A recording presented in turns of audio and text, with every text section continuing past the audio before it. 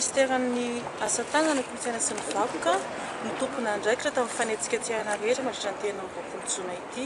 Izany hoe ireny podium hitantsika nanomboka tamin'ny 27 jona ireny dia anjara andraikitra daholo ary isaoran'ireo teknisianina atao amin'ny ministera ihany koa tamin'ny fiara-miasa amin'ny zareo tamin'ny kabinetra ihany koa ny fiadinana repoblika ahafahana manatontosa an'izay hetsika isan-tsokajana izay.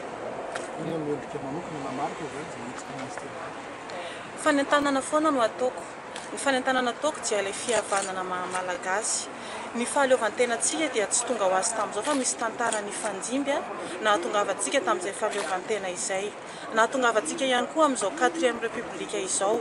Izany repoblika faha-efatra izany dia izay nantena itsika ary andrandraintsika vahoaka rehetra ihany koa fa hitondrantsika ho any amin'ny lavidavitra kokoa, ho amin'ny haretsaintsika, ho an'ny soatoavintsika, ho an'ny isam-batan'olona ihany koa. Ka ny angatahany amin'izao 27 volana jona izao dia mba hananantsika an'ilay fotom-pisainana, ilay kolotsaintsika maha-malagasy dia ny fihavanana maha-malagasy sy ny fanahy maha-olona.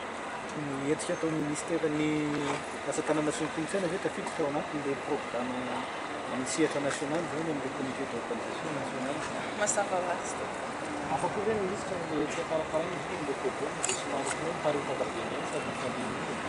Noezahana mihitsy naparitaka amin'ny podium mba ahafahana manome fahafaham-po an'ny sokajin'olona tsirairay isaky ny faritra misy azy tsirairay avy. Monta rehetra dia manana tanjona anankiray iraisana.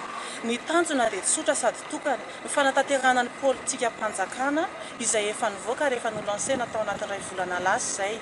Ary ny aza dinitsika fa 2 volana omaly izay no nanindrinan'ireo membre ny gouvernement rehetrarehetra ireo.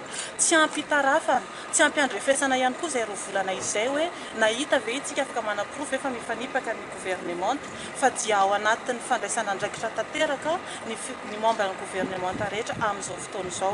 Ary dia ny tantara no tsara satria isika ihany no afaka maritra rehefa avy eo sy andrefy ny fahafahamanao sy ny fahaiza-manao an'ireo membre tsirairay ny gouvernement.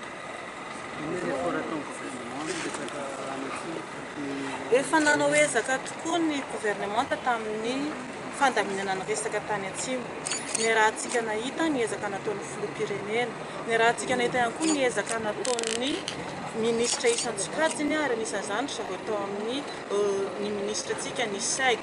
Ary amin'izao fotoana izao ihany koa dia mbola manana ny anjara asany ihany koa izay atao anatin'ny ministeran'ny asa tanana, ny kolotsaina sy ny vakoka izay tsy vitanay samy rehetra dia ny fanaovana hetsika ara-koltoraly ihany koa, hamerenana ihany koa ny soatoavina any amin'ny faritra atsimo izay ametrahana ny toerana indrindra ireo ray aman-dreny ara-drazana izay to-teny sy inono iray olona ireny teny any amin'ny faritra misy azy.